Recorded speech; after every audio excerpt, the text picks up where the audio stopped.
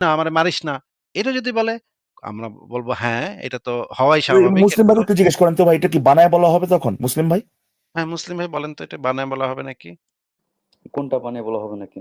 ওই যে ধরেন ওই যে জবাই করতেছে এবং রহিম করিমরা জবাই করতেছে এবং করিমে চিৎকার করতেছে বা ব্যথায় কাতরাইতেছে, এটা যদি বলে, ধরেন ওই ব্যথায় কাতরাইতেছে এটা লেখা নাই, কিন্তু ওই যে যে যে বলতেছে আর কি, সে কিন্তু আমাদেরকে বলতেছে এই কারণে যে কেন এই জবাই করাটা ঠিক না, কেন জবাই করাটা উচিত না, জবাই করা যে খারাপ এটা বোঝানোর জন্য। তো ওখানে যদি সে বলে যে ভাই রহিম যখন করিমরে জবাই করতেছিল, করিমের তো খুব কষ্ট হইতেছিল, করিম তো মানে চিৎকার করতেছিল, এটা যদি বলে তাহলে কি এটা বানায় বলা হবে?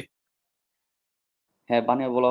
না, না, এটা বানিয়ে বলা হবে না। যদি আপনি বলেন যে কষ্ট হ্যাঁ, ও হইতেছিল ভাই ভাই ভাই ভাই ভাই ভাই ভাই ভাই ভাই, সুন্দর কথা বলছেন তো। তাহলে বানায় বলা হবে না, তার মানে লেখা নাই, এরপরেও কথাটা শেষ বানায় বলা এটা তো হবে না কেমনে ভাই, এটা তো সম্ভবত লেখা বলুন তো? নাই। লেখা নাই তাহলে এটা বানায় বলা না কেন বললেন আপনি? লেখা তো নাই।